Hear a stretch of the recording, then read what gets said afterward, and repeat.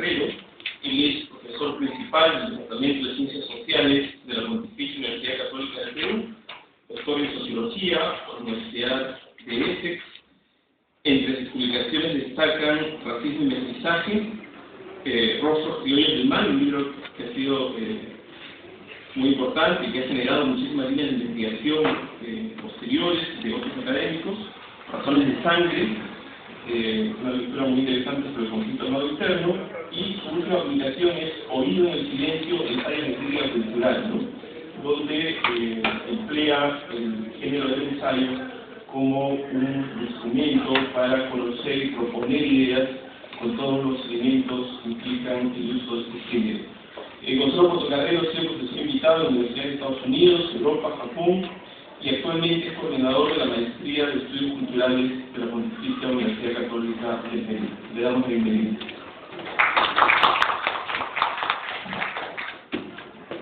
Muchas gracias, Marcel. Para desde luego agradeciendo la invitación del Instituto de Investigaciones Humanísticas y de la Secretaría de Literatura para exponer el trabajo que he hecho sobre una figura tan controversial como es de Vidaurre, ¿no? Hasta ahora Vidaurre es sinónimo de polémica, es sinónimo de incoherencia, de falta de integridad o de falta de un camino claro y firme, ¿no? Cuando alguien dice algo que antes había afirmado, menciona la célebre frase de Vidaurre contra Vidaurre, ¿no? Vidaurre es ciertamente un personaje fascinante, como creo que puede verse en lo que voy a compartir con ustedes. Entonces, se trata pues, de ver en la subjetividad de Vidaurre un síntoma social, en el individuo, pues el resumen de una época. En concreto, el Vidaurre confunde tanto el antiguo régimen, el régimen colonial, con las formas políticas y religiosas que eran propias, como también la incipiente ilustración. Y esta pugna entre un lado el despotismo y de otro lado la ilustración va a ser, digamos, el drama que marca su vida. Entonces voy a permitirme leer y comentar mi trabajo. Verse forzado a escoger entre el despotismo y la anarquía es como tener que decidir entre lo malo y lo peor. Los ilustrados peruanos enfrentaron esa situación con el agravante de no saber a ciencia cierta cuál era lo malo y cuál era lo peor. En un inicio, la mayoría pensó que lo malo era el rey con su despotismo y que lo peor era la patria con su previsible anarquía. Finalmente, los ilustrados se sumaron a la causa de la patria y de la república. Lo hicieron, sin embargo, solo después de muchas investigaciones, pues su primera opción había sido reformar el despotismo, redefinir la disposición colonial. Los terminó de persuadir la superioridad militar de las fuerzas patriotas.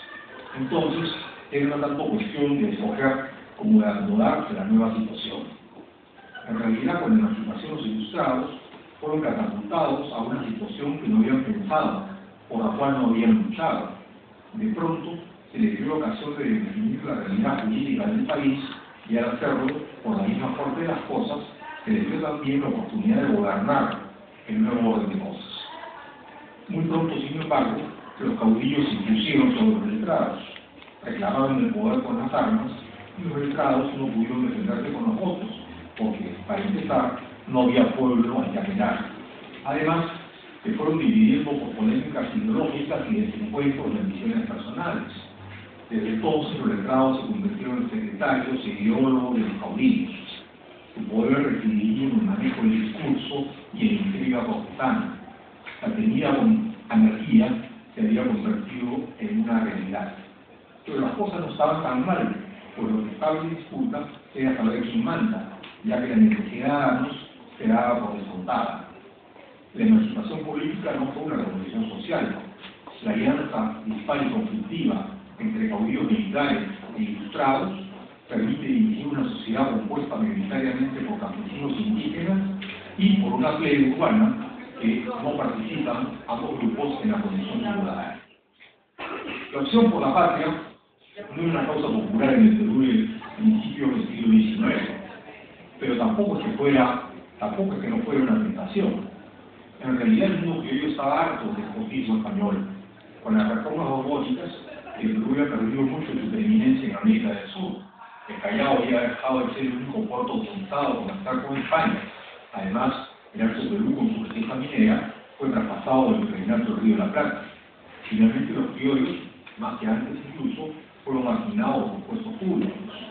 Y ahora, hacia 1810, digamos, en los tiempos difíciles que corrían, se exigía a los comerciantes y también a los letrados peruanos fidelidad al rey, con el argumento de que no tenían alternativa, pues el camino de la patria conducía a la anarquía y la temible guerra de razas.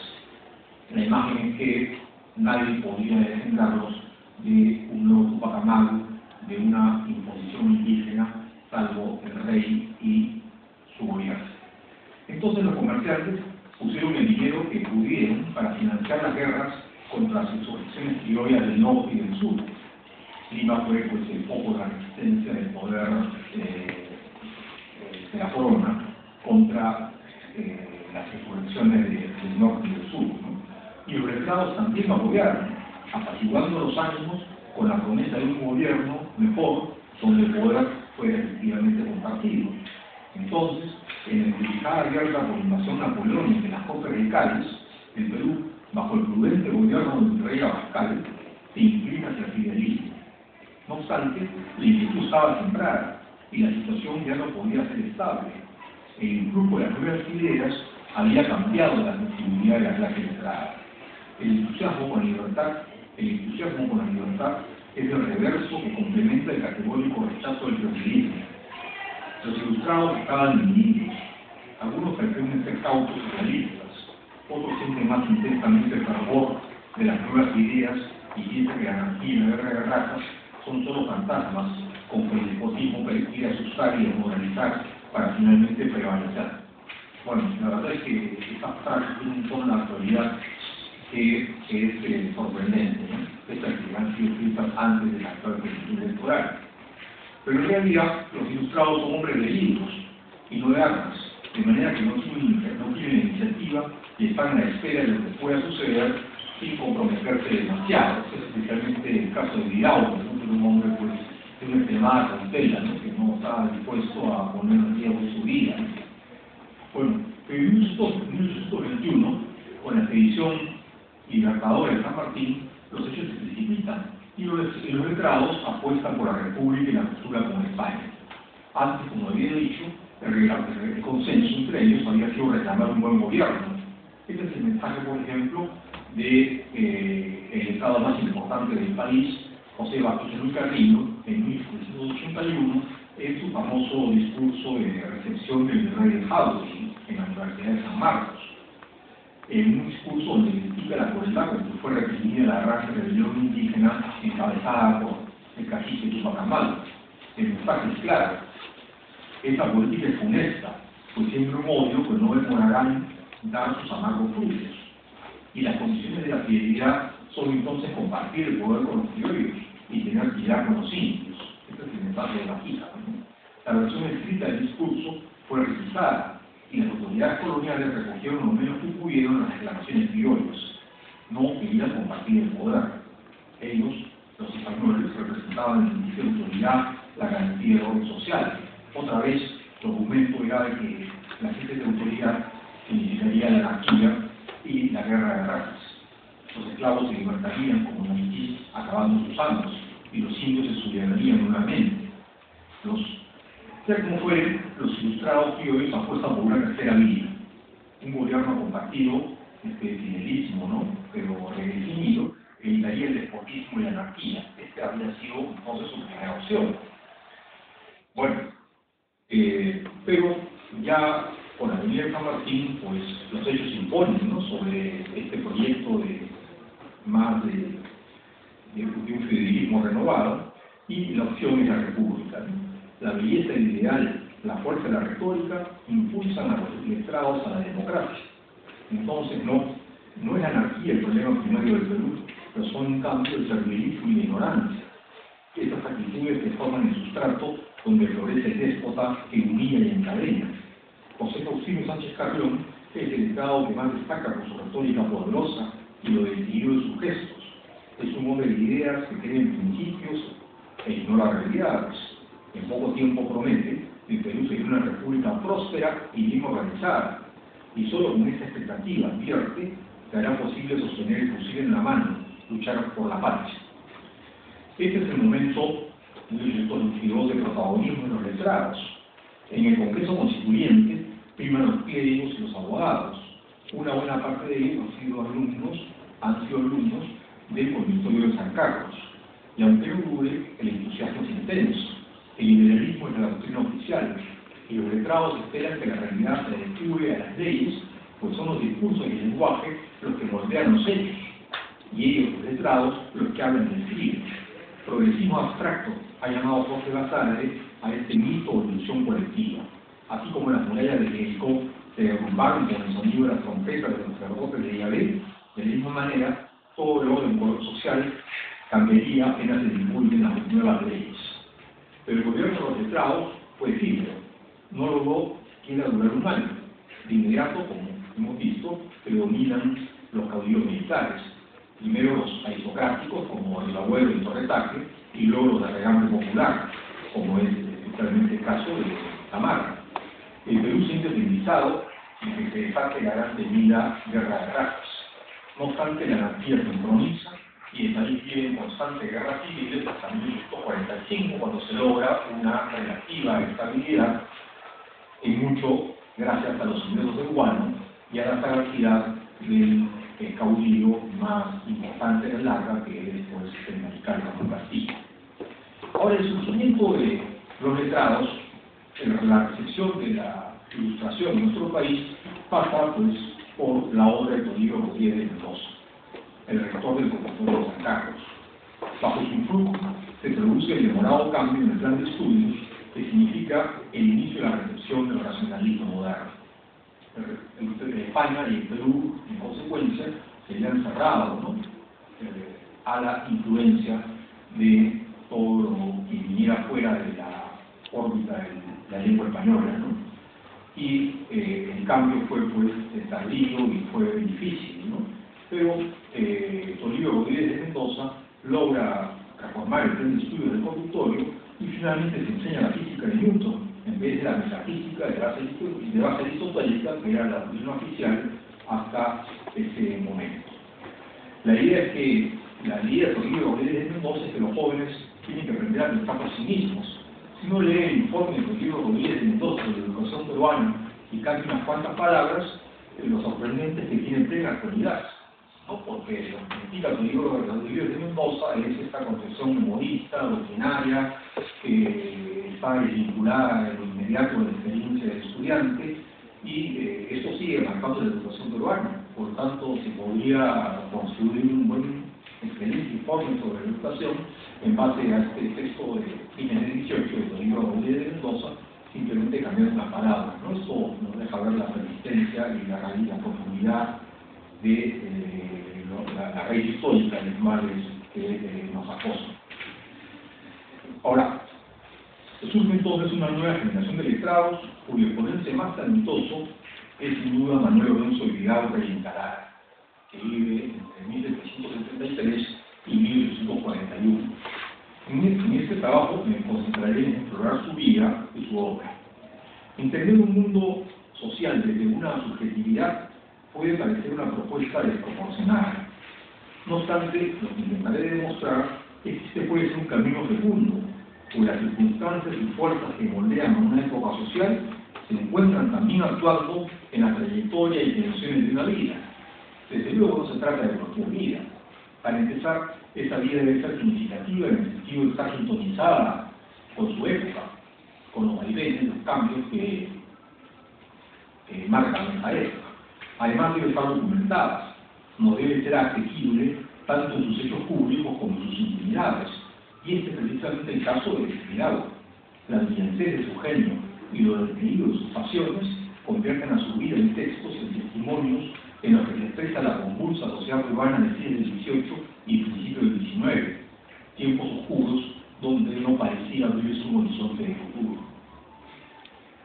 Ahora bien, permitimos como principio que la subjetividad de la persona es un espacio de revelación también de lo social. Tendríamos que preguntarnos qué de lo social se expresa en Viraure.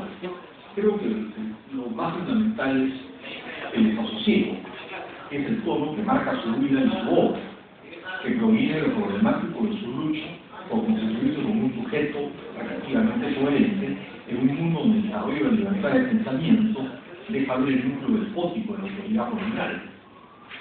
Es entonces muy difícil esa pacificación y mesura que nace de someterse a la ley entendida como una realidad necesaria y trascendente. Lo nuevo es entonces esa libertad de espíritu que lleva a identificar el núcleo de arbitrariedad y despotismo que antes permanecía sumergido en las sombras. A la luz de la razón, el orden colonial deja de ser valorado como un designio de Dios o un oscuro misterio, como realidad a ser aceptada sin problemas. Aparece ahora como un escándalo, como una arbitrariedad, que viene a descubrir que el soberanismo de la libertad humana se ha construido un orden injusto y precario, pues el poder del déspota tiene pies de barro. El descubrimiento de la entraña arbitraria de la autoridad y de la ley no solo hace evidente la injusticia del poder colonial, sino que también pone en cuestión el fundamento de la moralidad personal. ¿Por qué deberíamos de considerar nuestros deseos? ¿Por qué tendríamos que cumplir nuestros pactos? ¿Por qué aceptar cualquier límite que implique alguna mortificación o renuncia? La incredulidad frente a la ley fue en el mundo colonial una actitud práctica, que tenía sin embargo un freno a las creencias religiosas. La religión vino a llenar el vacío de legitimidad de la autoridad civil. De ello tratado de plantear en el mundo colonial la existencia de una teopolítica, es decir, la integración de Iglesia y Estado como el fundamento de un orden, entre comillas, providencial, donde los sagrados y los profanos están entretejidos, donde la obediencia por ser religiosa es también política y viceversa. Este es el mundo barroco con su gusto por el misterio y con su intimidación de la conciencia racional por medio del deslumbramiento de los sentidos. En todo caso, esta incredulidad frente a la ley, aun cuando temperada por la religión, lleva a una espiritualidad aumentada, a una tensión entre la añoranza de santidad y la entrega inmoderada del placer de los sentidos. La paradoja de una ciudad como Lima, en la ciudad colonial, donde conviven minorías de mujeres y hombres entregados a la devoción en conventos y monasterios, con estas mayorías laicas entregadas al goce sensual y mayor sublimación. Con el inicio de la secularización, que resulta de las ideas ilustradas, el fundamento religioso de la ley civil ya residero. Entonces el sujeto criollo ilustrado está amenazado de convertirse en pura evolución por el mismo debilitamiento de los marcos normativos. La autoridad se ha caído casi totalmente, es muy débil el sentimiento de obligación que inspira.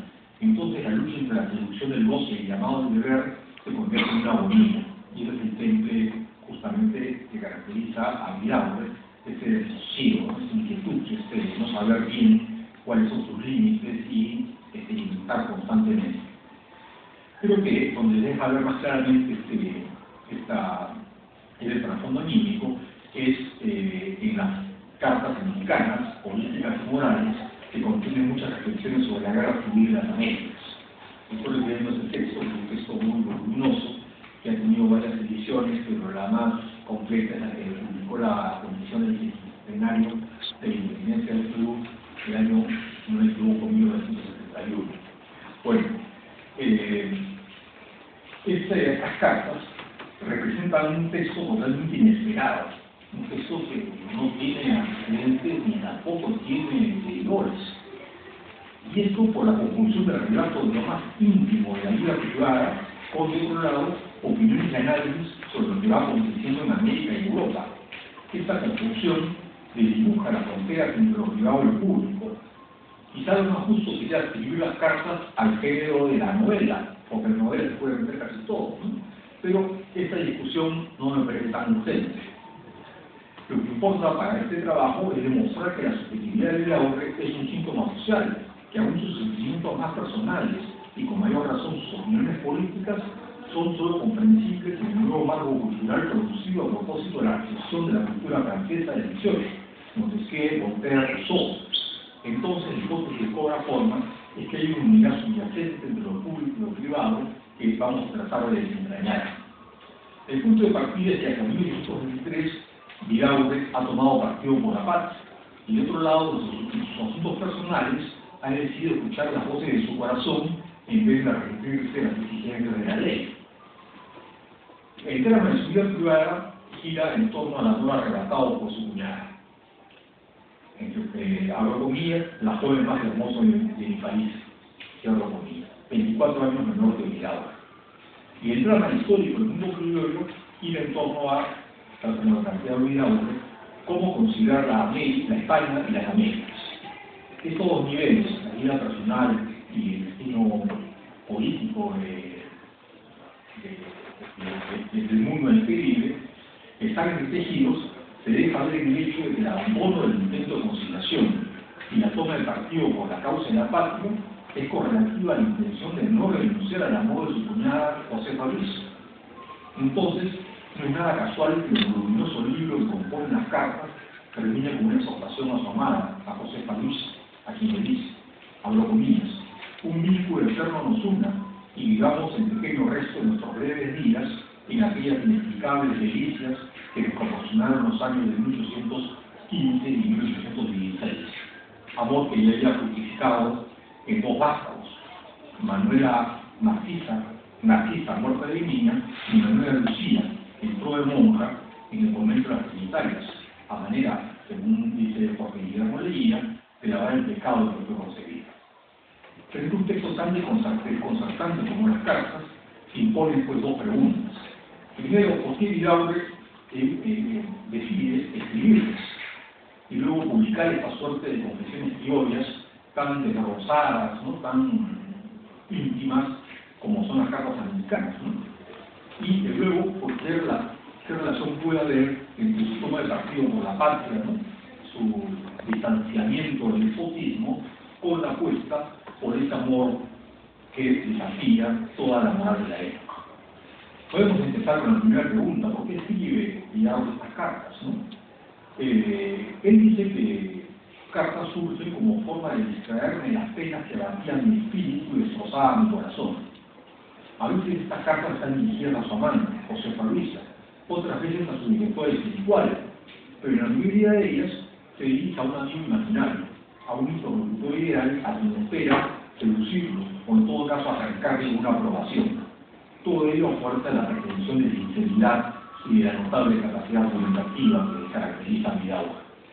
Entonces, para Vidaurre, la escritura no solo es un ejercicio de la relación personal, es también una forma de buscarse apoyo, de ratificarse a sí mismo en su figuración de persona lúcida y honesta, que nada puede temer, pues nada oculta y de nada se avergüenza. En realidad, Vidaurre gustaba de leer estas cartas en público, e incluso estimulaba a que sus amigos las transcribieran en forma manuscrita, desde luego, para que sí pudieran alcanzar más oyentes o lectores. Y finalmente publica todas las cartas juntas, añadiendo en ocasión otros documentos, como las cartas de su amada o amante Josefa María y los informes escritos sobre él por autoridades coloniales. A las razones anteriores que podían explicar la escritura y la publicación de las cartas, ¿no?, es decir, que es esencial entregarse a sí mismo y obtener una validación social, habría que agregar el goce de la expresión, la función literaria de Vidaurre, el ejercicio de su talento como fin en sí mismo. Respecto a la ponderación de los factores que llevan a Vidaurre a escribir las cartas, la crítica ha incidido en subrayar un supuesto egocentrismo del Vidaurre, ¿no? Tanto Porras como Jorge Guillermo Leguía como Alfredo Basadre hablan de que el Vidaurre estaba capturado por una suerte de megalomanía que lo había impulsado un continuo desbordaje. El trasfondo pues sería una necesidad de admiración, ¿no? Sin negar la pertinencia de este juicio, es posible relativizarlo si se tiene en cuenta lo controversial de su narrativa. En realidad, Vidaurre no pretende la admiración de sus contemporáneos, pues lo que narra no lo coloca en una dimensión heroica o ética o de alguien identificado con los valores de su comunidad, sino como un hombre que por amor descubre a su familia, es decir, a su esposa legítima y a los hijos que había tenido con ella. Y otro lado, como un político profundamente indeciso, que es muy vacilante y continuamente se contradice, y que solamente al final está dispuesto a tomar una posición coherente cuando ya las cosas están, digamos, de alguna manera resueltas. Entonces, bueno, no voy a abundar sobre estas razones, pero Queda claro que Vidaurre no pretende desarrollar un discurso pastoral en estas cartas, que le da una popularidad inmediata. En lo inmediato, él está buscando, dice, compasión, no ser enjuiciado. Sin embargo, anticipa que luego de su muerte será comprendido y honrado. Después de todo lo que ha hecho, es revelar esa humanidad que, aunque la hacen todos nosotros, cada uno está llamado a desconocer por el poder de la opinión pública y las buenas costumbres. Entonces, creo que no se sostiene la idea de que Vidaurre escribe estas cartas por un exhibicionismo emocional, ¿no? Es cierto que hay desvergüenza, pero esa exhibición no es la del cínico que sigue complacido sus transgresiones. Las cartas son la expresión de un hombre atormentado, que vive de un lado el desgarro entre su deseo y su deber en el campo de lo privado, y del otro, en lo público, la vacilación agónica por no saber, como hemos dicho antes, cuál de los dos males es peor, el rey y su despotismo, o la patria y su anarquía. Finalmente la realidad se impone, y, como hemos visto, pues, Vidaurre toma la opción por la patria. Entonces, podemos pensar pues, que Vidaurre, llevado sobre todo por esta pulsión literaria, por esta necesidad de aclararse, ¿no? Más que por una búsqueda de reconocimiento que ciertamente no lo tiene, al contrario. Estas cartas lo colocan en una posición muy vulnerable, ¿no? Como sujeto aparentemente inescrupuloso o hasta cínico, ¿no? Como veremos, esa espontaneidad que es muy notable, ¿no? Pues siempre se ha hablado que el mundo criollo carece de una función autobiográfica. Este tema es un tema al cual voy a regresar, ¿no? Que es muy difícil que en el mundo criollo alguien pudiera dar libertad a su espontaneidad, ¿no? Pero encontramos en Vidaurre que es un escritor que habla, que discute con toda espontaneidad, ¿no? No reconoce otra autoridad que no sea su propia razón, no se avergüenza de sus sentimientos, por más cuestionables que estos sean.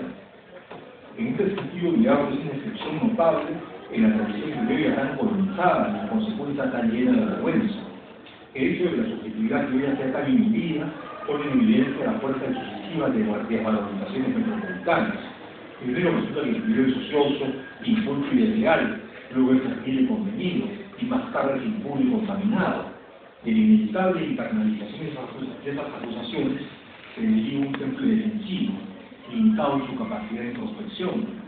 El mundo criollo tiene miedo lugar en sí mismo, pues va a saber lo que se podrá encontrar: conquistadores feroces e ignorantes, funcionarios corruptos y horror de horrores, antepasados indígenas y negros.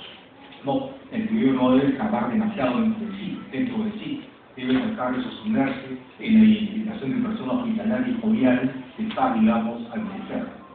En todo caso, también posible una resistencia que gira en torno a las riquezas naturales de su mundo. En realidad, pues, como ha sido observado, y como lo venía diciendo, en el mundo criollo no hay una tendencia autobiográfica, ¿no? La incertidumbre de los orígenes y la disciplina social paralizan la introspección, ¿no? Y la subjetividad criolla articulada está tan dispuesta a ser colonizada, pues enseña a encarnar las imágenes que de ella producen los llamados ojos imperiales. ¿Cómo explicar la temprana excepción que Vidaurre significa? ¿Cómo dar cuenta del hecho de que sea tan desvergonzado Vidaurre, que no tenga miedo de expresarse? Las cartas inician con la crónica angustiosa de la separación de su amada. Es una semana de infierno, pues no hay paz en el ánimo de Vidaurre. Quedan atrás los días en los que con su cuñada compartían el mismo lecho entre las 2 y las 5 de la mañana. Fueron 2 años de continuo éxtasis, pero en un momento la pareja se quedó dormida y en la madrugada sus cuerpos fueron descubiertos uno junto al otro. Gran escándalo que trasciende al confesor de la familia. La decisión está tomada. Su cuñada Josefa Luisa ha de internarse provisoriamente en un convento. Pero Vidaurre fluctúa entre la resignación y la rebeldía. Hablo conmigo. Ya llegó el momento terrible. Sí, es preciso. Rompa el vínculo que une nuestras almas. ¿Qué digo? Dejar de amarte.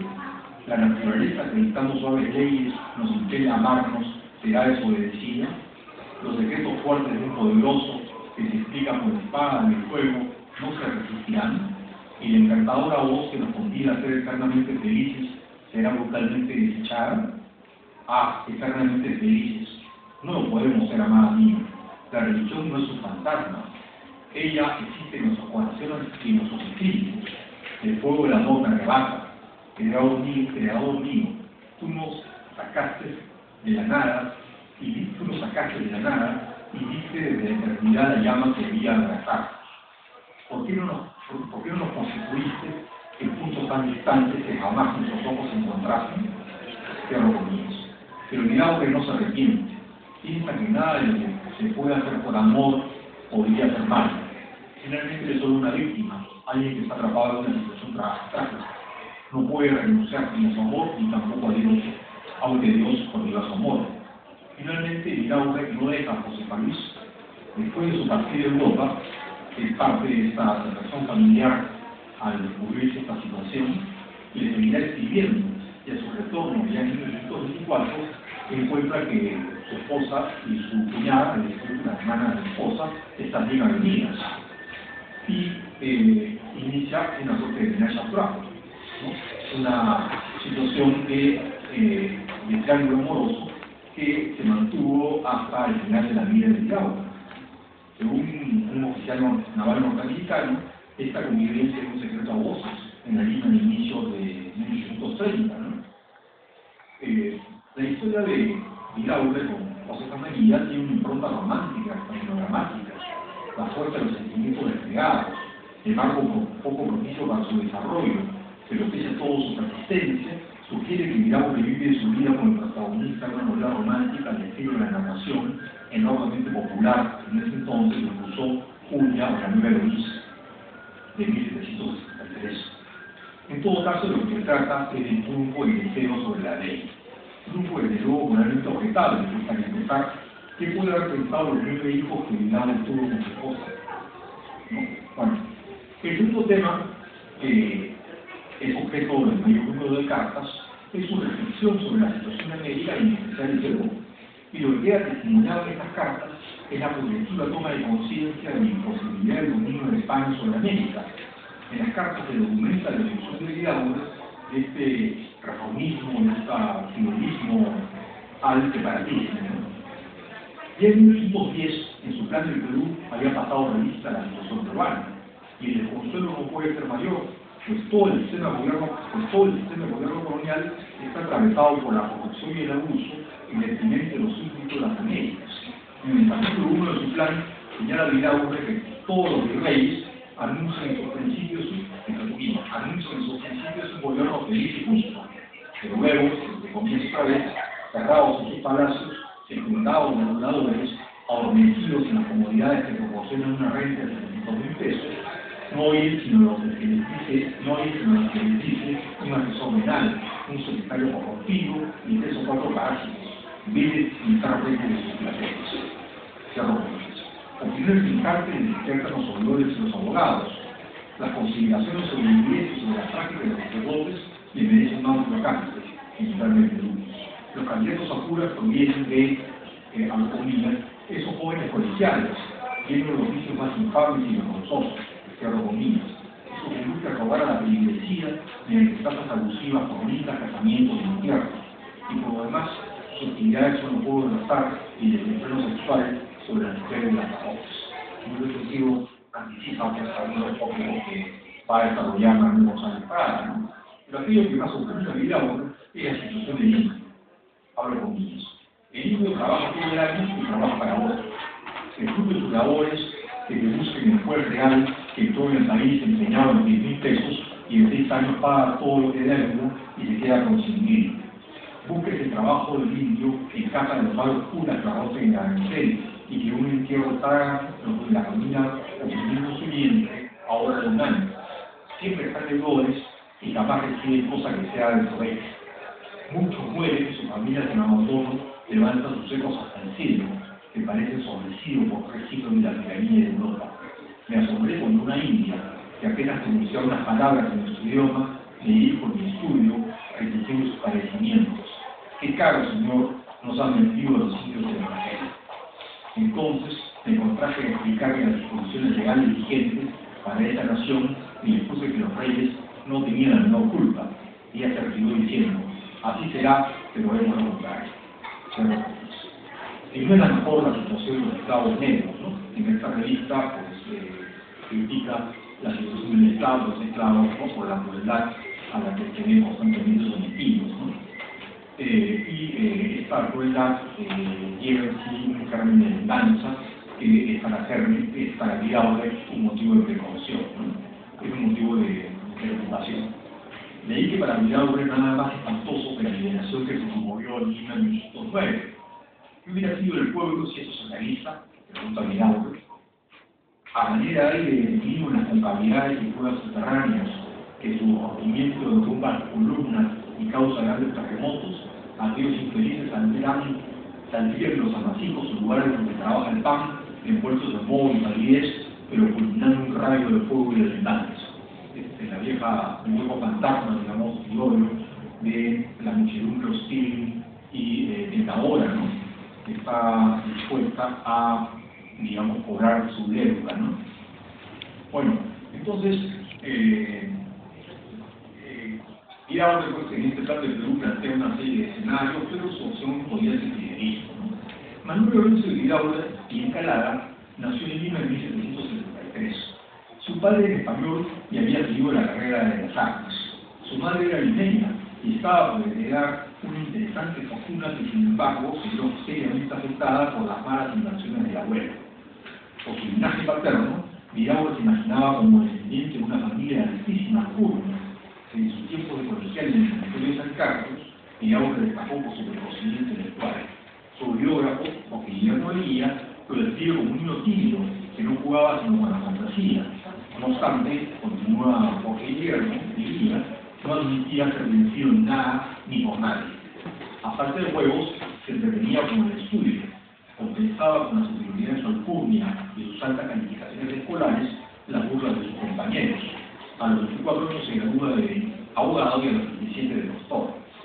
Entonces, desde la misma adolescencia se instala en Vidaurre este dilema que hemos visto y que no va a abandonar nunca. Es decir, de un lado, la felicidad intramundana, la realización de sus deseos de poder, de prestigio y éxito entre las artes. Este camino se le presenta en abierta contradicción con la salvación espiritual. Su tormento está escrito en clave religiosa. No hay posibilidad de síntesis o equilibrio.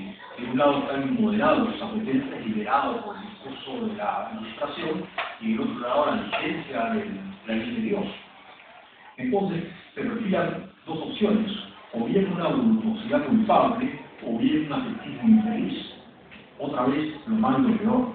Instalado en ese tormento, el principio de Vidaurre debía renunciar a sus pretensiones acatando la autoridad de la ley moral privada de la religión. Pero ocurre que esta ley moral no tiene toda la autoridad necesaria como para impedir la transgresión.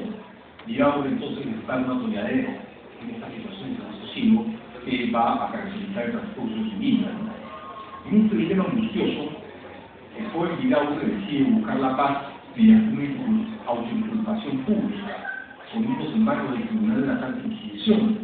Entonces revela por propio deseo sus tentaciones y pecados. Es decir, Vidaurre va a la Santa Inquisición y se disculpa, ¿no?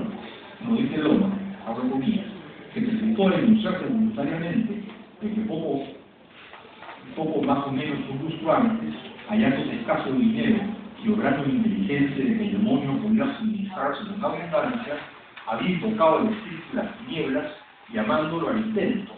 Trató de obligarle a que se presentase arrojándole un rosario, testimoniando así el poco aprecio que hacía la religión.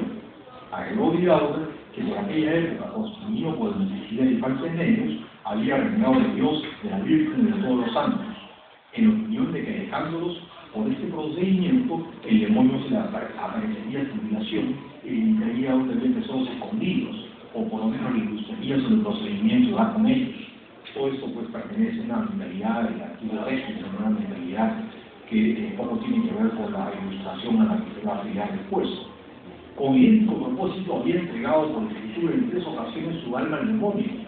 En las 2 primeras veces dejó el documento de su habitación, abandonándola a él para que recogiera el papel su diabólico destinatario.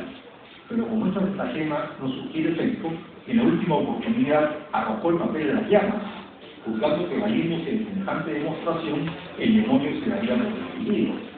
Para obligar al espíritu infernal a desmentir sus deseos, Diablo le rindió culto.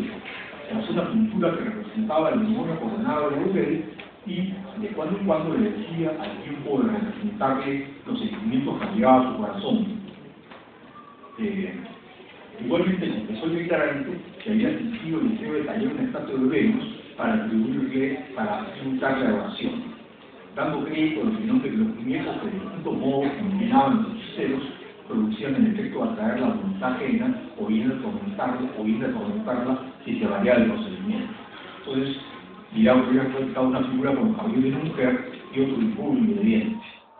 Bueno, Diablo aclaró que todos esos actos de hechicería eran independientes del pacto significado. Entonces, estamos en una suerte de brote psicótico, ¿no? Hay tanta la, digamos, tensión interna que vive Diablo, ¿no? Entre sus pretensiones de fama literaria, de conquistas femeninas, de éxito social, y de otro lado lo restringir sus méritos y también la internalización de la religión católica en sus versiones más reclusivas, ¿no? Que lo lleva a esta situación de, digamos, de incoherencia, ¿no? De crisis personales, ¿no? Bueno, por momentos Diablo parece preferir la felicidad ni aquí y ahora a la salvación de su alma en el otro mundo. Dios se le aparece como una autoridad despótica, cuya única satisfacción fue hacer infeliz a los hombres. Pero por más injusto que fuera Dios, es un hecho que en función de sus mandatos se decide nuestro destino, la condena o la salvación, y todo depende de nuestra conducta. Entonces lo que tenemos en Diablo es una subjetividad documentada, ¿no? Que se divide entre el deseo y el miedo. Es tan poderosa mi moderación o ansia infinito que Diablo no puede comprometerse con las fuerzas del mal, ¿no? O intentar comprometerse. Pero como tampoco esta le responde, Diablo se angustia. Busca entonces paz y sosiego en el arrepentimiento público y en la asesoría de confesores que lo ayudan a custodiar su alma de sus propios extravíos y de las chanzas del demonio, ¿no? De ahí que en realidad todo lo que hemos leído es una autoinculpación, ¿no? Que Diablo se hace para procurar, digamos, un asesoramiento espiritual que le permitiera controlarse. En realidad la presunción de que Satán está siempre dispuesto a comprar las almas es definitivamente premoderna. Remite una visión encantada en un mundo donde todo lo que existe está permeado por lo sobrenatural. En el mundo colonial del pacto con el demonio es un ritual de alianza practicado por los pobres ignorantes, por los subalternos, que no se asignan en la situación. Es la magia negra, ¿no? Pero Diablo es un hombre educado, un aristócrata empobrecido, que desea fervorosamente lo que cree que le corresponde, pero que piensa que el mundo injustamente le ha negado. La evidencia de injusticia y de despotismo puede haber tenido origen en la relación con su padre, un militar soberbio y autoritario que buscó en el matrimonio con su madre la fortuna en la que carecía, pero que finalmente no llega. Entonces, la rebelión contra el destino, contra las estrecheces de sus circunstancias, se nutre de su ambición y esta imagen despótica de la autoridad, ¿no? Que no le merece mayor crédito. Entonces se legitima la rebelión y el desacato, ¿no? Pero las cosas son más complicadas, porque Diablo teme por la salvación de su alma, ¿no? Que en sus cartas va a llamar el único negocio que podemos llamar propiamente nuestro. Diablo logra una página activa gracias a una lectura directa de las escrituras que le permiten personalizar una visión de Dios que es muy distinta a la autorizada por la Iglesia. Poco a poco Diablo elabora esta imagen de un Dios que ama a sus criaturas y que está en contraposición con los muchos sacerdotes que deforman su mensaje para someter todas las de abusos. Digamos que en su juventud Diablo ve posible descanalizar la ley, la autoridad del Padre y de Dios, de manera que comportarse correctamente, y otro lado hace todo lo contrario, pasar con el demonio lo que permitiría supuestamente un disfrute ilimitado. El dinero se confiere en una ley arbitraria y frustrante, despóticamente autorizada, pero con fin de dar la recompensa de la salvación, o por el contrario, los cuatro de sus deseos, forjando para ello con la poderosa ayuda del diablo. La referencia aquí implica una rebelión que será condenada en terminar, mientras que al final cada frustración se recompensa con la salvación definitiva. La intensidad de los sentimientos externos de William McCartney, pero permanece atrapada en una dinámica que da la tentación a la caída de la culpa al arrepentimiento.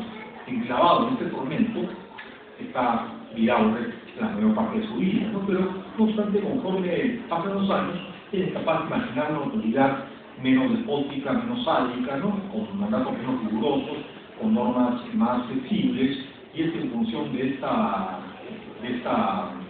autoridad que él va a poder vivir con más amabilidad el resto de su vida, ¿no?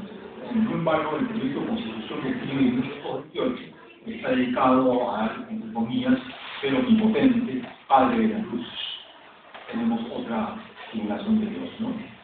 Y las dudas llegan hasta finales de sus días, hacia fines de 1830 publica justamente un texto que se llama Vidaury contra Vidaury, un texto donde se intenta jurar sus errores y liviandades de juventud. Se trata de una nueva autoinculpación como la que ensayara con la Inquisición 40 años atrás, pero tampoco tiene mucho éxito este discurso de autoinculpación, porque la jerarquía de la Iglesia censura la obra considerándola totalmente opuesta a la fe católica, como viene la aprobada en estimadas intenciones. La condena es categórica. Vidaury, otra vez Vidaury, siempre Vidaury, y lo dice el censor eclesiástico Francisco Sáenz Martín. El pacto con el demonio es la base del mito de Fausto, el hombre que está dispuesto a pagar la grandeza de su presente con la partición de su alma. Según William Watt, el líder de Fausto expresa en Europa el desasosiego de la proliferante clase de los intelectuales, sobre todo aquellos que, pese a sus esfuerzos y méritos, no logran fijar su destino en la sociedad del viejo régimen, dominada por la cercanía del absolutismo y la nobleza. De otro lado, Maquiavel considera que el pacto con el diablo es la metáfora que mejor da cuenta de los tiempos modernos, de la época donde cada uno tiene que elegir por sí mismo. Cada uno solo puede decidir por él. Ahora, comillas, ¿qué es para él Dios y qué es para él el diablo?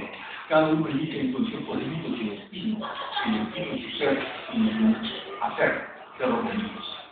Entonces, no podemos terminar en asombrarnos por la modernidad de la posesión de miradas, por la desmesura de su atrevimiento y de vergüenza, que mucho facilitados por la sociedad donde vivía, un mundo donde la ley y la autoridad no podían resistir al examen de la razón sin mostrar su nivel despótico y autoritario. Como corolario, diría que Vidaury fue un personaje clave en el establecimiento del sistema judicial peruano.